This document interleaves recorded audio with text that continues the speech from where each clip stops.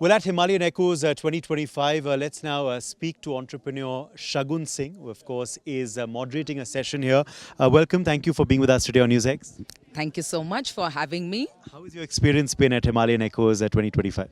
I was just mentioning it earlier that this is very different from any other literary festival that you usually go to because they've become very big, very informal. You don't really get an opportunity to talk to the authors, to talk to the people at a one-on-one level, to be able to really build those bonds and then take it forward.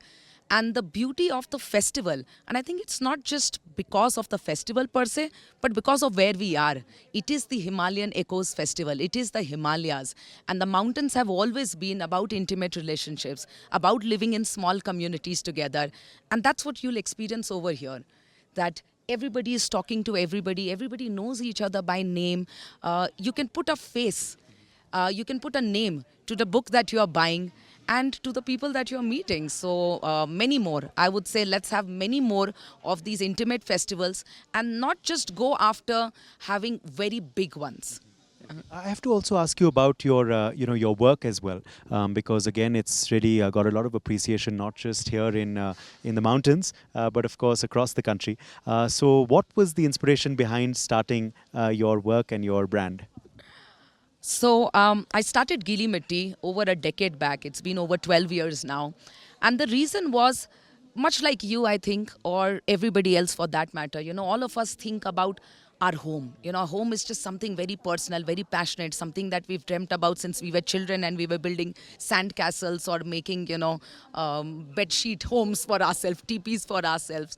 So when I started thinking about what kind of a house do I want, I was very sure that I want to build it with my own hands. And I was very sure that it needs to be with earthen materials. Things that feel warm, things that you feel like you belong to. But I couldn't find any place. I couldn't find any place at all where I could go, where I could learn, not being from an architecture background. And that's what triggered it. And then when I especially came to Nainital, I saw all of these villages being decimated, being abandoned. I also saw, like some people mentioned over here, there's so many schemes by the government that actually promotes ruining the homes and making cement monstrosities which don't belong to the region, and that's what you see in calamities and climate change happening. So there was a revival that was needed, and there was a need for people to learn how to build their own homes, and not just the walls. But please understand, it also means how to harvest water, how to take care of your waste, how to grow your own food, everything that comes with habitat design, not just home design. So as I learned, built myself, traveled the world, traveled the country, it emerged that everybody needs to. So we said, okay, why not open a demonstration center, an inspiration center, and an institute?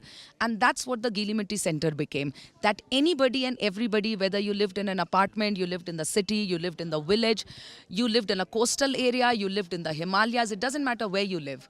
You can just come to this one place, and this is unique in the country, and not just in the country, but internationally.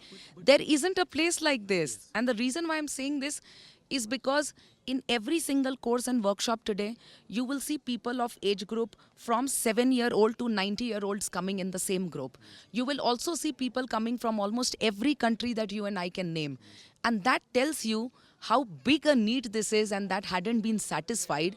And that's what we try to do. Amazing, amazing. You're certainly creating a change through this work and also your center. But as you said, your travels, your interactions as well across the country. Do you believe that change is coming in the mindset also of people to be sustainable while building, while carrying out their day-to-day lives, or is there still a lot of scope? There is a lot of scope, but it's already leapfrogged. And I can tell you that a small organization like ours, and it's very small, but despite being that, we get almost 100 calls a day. And that's been increasing every day over the last 12 years of people calling to say, I want to build a mud house. Can Geeli Mitti help us? I want to build a resort. I want to build a school. I want to build a hospital, but mostly homes. And even I was surprised, I would say about 7-8 years back, when so many calls came and people would come from all over the world. But today I'm not surprised. Because today people have, and especially I think since Corona, people have had time to think that is this the direction that we should be moving in, or do we need to take a pause and rethink the life decisions that we've been making? So it is on a strong upswing. and it's just going to keep on going further. Today, the situation is such that there aren't enough people available who know how to build with these materials, but the demand is too high. So those who want to, like today, if you contacted us and said that, hey, I want to build a house in my village, in my farm, or even in the middle of the city, you would probably have to wait 6 months or up to a year for somebody to even be available to help you with it. Or the best way would be that you come and you learn yourself, and then you can work with even unskilled people or your family and community to be able to do it. That's the reality. Thank you so much for your time. Thank you. With journalist Setu Madhavan, Urday Pratap Singh in Nainital for NewsX. For more such videos, subscribe to the NewsX YouTube channel, hit the bell icon.